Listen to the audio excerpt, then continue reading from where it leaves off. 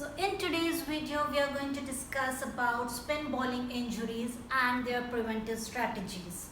If you are a spin bowler and you want to remain injury free and want to improve your performance, then you are on the right platform. Welcome to the series of strength and conditioning for spin bowlers. In last week's video, we discussed about the biomechanics in detail and what are the different phases of spin bowling movement, what are the demands imposed by the spin bowling movement on our spin bowler. So now in this video, we'll take one step ahead and we'll understand what are the common spin bowling injuries and what can be done to prevent them, so that we can formulate a very good strength and conditioning program for our spin bowlers. So let's get started. Now when we talk about spin bowling injuries, we can divide them into two groups, that is acute injuries and the chronic injuries. Acute injuries happen because of some sudden situations like hitting of a ball or a sudden fall on the field which results into bone fracture and so on. As these situations are not under our control, we are not going to cover them in detail in this video. Our main focus will be on the chronic injuries. Now, what are these chronic injuries? Chronic injuries are also known as overuse injuries. That means these injuries develop and worsen day by day if the proper care is not taken. These injuries we need to consider in detail in order to understand what is the source of injury, what are the causative factors and everything in detail, so that when we formulate a strength and conditioning program for our athletes, we take proper preventive measures to avoid these injuries. Let's dive into the common injuries of spin bowler. Spin bowlers usually get injured at three major sites, that is shoulder joint, lower back region and knee joint. Let's start with the first injury and the most common injuries, that is the shoulder joint injury. Now most of our spin bowlers do complain about pain in their shoulder joint during the ball delivery phase or during any kind of range of motion movements. Let's understand that shoulder joint injuries are highly associated with the technical issues of the leg spin bowlers because of the repetitive external rotation as well as the internal rotation during the ball release phase, that is during the circumduction of the arm, results into the impingement at the shoulder joint, that is at the glenohumeral joint, which results into the anterior capsule stretch and the posterior capsule tightening. In order to prevent these injuries, we need to work on the shoulder mobilizers as well as the stabilizers. The biggest mistake which I usually see in spin bowler training, that is the majority of the times the focus is only on the shoulder mobilizers, but we have to take into consideration the shoulder stabilizers as well.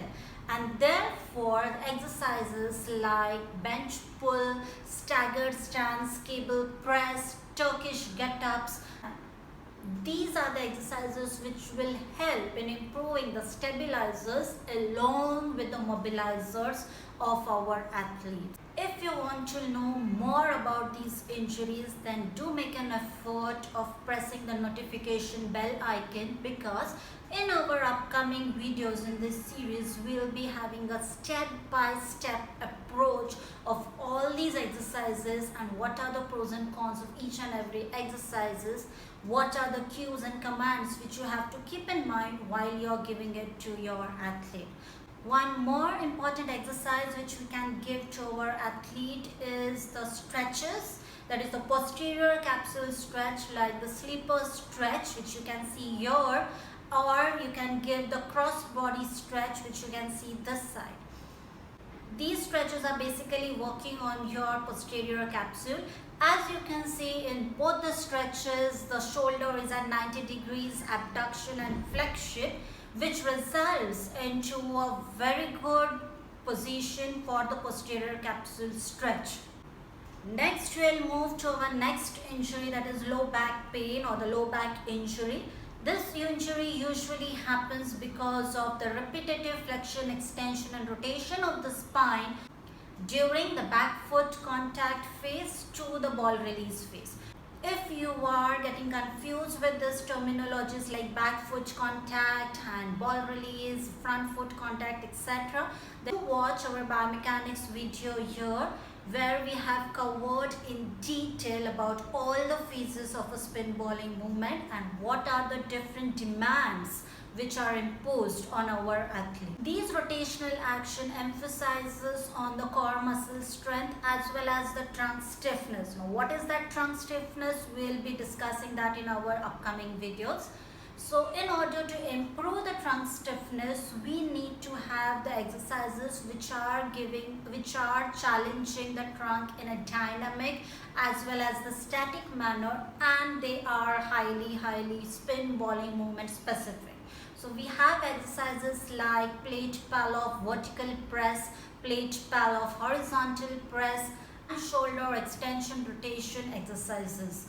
But keep in mind that when you're performing these exercises or when your athlete is performing these exercises, your eye should be on his neutral spinal column, because unless and until the spine is not remaining in the neutral position, that means there is no co-contraction of the core musculature anteriorly and the paraspinal muscles posteriorly. So that's the main crux of strengthening his dynamic trunk stiffness, which results into decreased lower back injuries in our athletes. Now, third most common injury is the knee joint injury, which is not directly associated with the spin bowling movement, but it is associated with the batting and the fielding movements which our spin bowlers perform. To train our athletes for these challenges, we need to incorporate change of direction as well as agility training in his strength and conditioning program.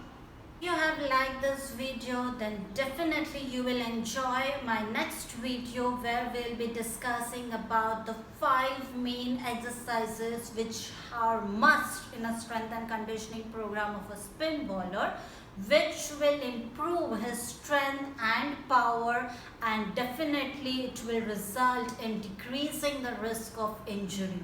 If you want to learn the mechanics of these movements in detail and also how the injuries happen, what are the prevalence rates and everything, then do read my latest research published in one of the esteemed journal. I have dropped the link of that research down in the description box. Meanwhile, let me know by commenting below that which is the most common injury you have come across, whether it is a shoulder joint injury or a low back injury. Also, if you have any particular questions or topics to be covered in the upcoming video series, then do comment below. Till then, stay safe, take care, and see you soon in my next video of this series. Take care. Bye.